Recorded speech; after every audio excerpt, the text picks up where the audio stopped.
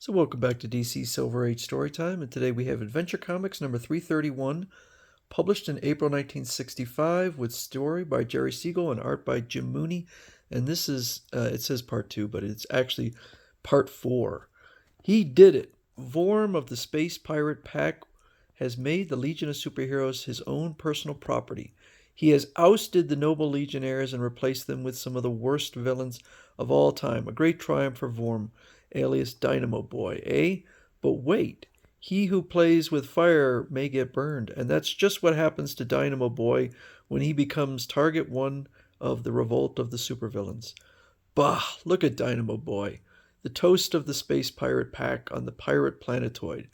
They think he's great because he took over the superhero legion, but who's doing all the super stealing for him? So, Dynamo Boy has created his own legion of superheroes using the three members of the Legion of Supervillains who have come back from the future into the past, which is the 30th century.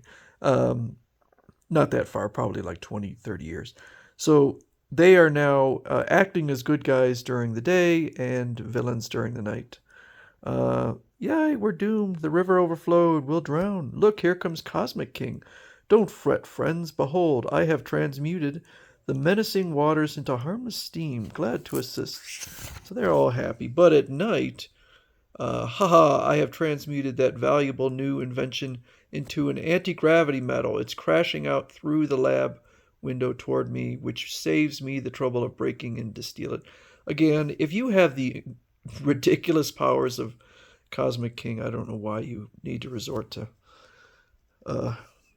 criminal activity. So Lightning Lord is redirecting or countering an incredible lightning storm, but at night he's using his electricity to steal, and same thing with Saturn Woman. So on the pirate planetoid, Vorm is being given a helmet. Vorm, your glorious victories over the ex-legionnaires has gladdened my heart. This crown will make you second only to me in command. Don it. I am overwhelmed, but off with your helmet, on with this crown you offered so graciously to me. Ick, ick, ick. Ha ha, that crown transforms its wearer by scrambling his brainwaves into a mindless idiot. Obviously fearing my cleverness, he wanted to get me out of the way so I couldn't replace him. But I outwitted him. Ha ha. So he goes back to his team of three. What's this? A lot happened while you were away. And they explain that they lured in the ex-legionnaires using this matter-dissolving beast, and then just dissolve the entire Legion of Superheroes except for Superboy. Vorn says, "Too bad Superboy still lives. Look, here he comes. We've destroyed your fellow members of the Legion of Superheroes. You're next, Superboy. Behold your tombstone." So he goes after Vorn because he's claiming he's responsible for all the deaths. And so they tell him, run away, Vorm. And he does. He jumps in his ship because he no longer has his belt that gives him just all sorts of powers. But unfortunately, the Legion of Superheroes has monkeyed with the ship, so it's going to trillions of years into the Earth's distant future. Dynamo Boy, we lied about destroying the ex-legionnaires. Those tombstones you saw on that island and Superboy 2 were mere hallucinations created by Saturn Queen to trick you into the time machine. I transmuted your power belt into dust. Yeah, that's the one thing. Saturn Queen, for whatever reason, in this story, has hallucinations rather than mind control. So he has gone into the future where the sun is dying out, which I think trillions of years in the future it would be long since gone. I'm all alone. Choke. And that's it. I believe that is the end of Vorn. A fitting end. But now the Legion of Supervillains, as the Legion of Superheroes, still needs to be dealt with. So they get a call from Superboy. Hear this. We ex-legionnaires have been observing. We now know how you succeeded in taking over the Legion for ourselves. So what? You're helpless to do anything about it, Superboy. No, we ex-legionnaires could defeat you since we outnumber you, but we've a sporting proposition. 3 of us will journey to asteroid blah blah blah. And so they create a challenge, and it's interesting.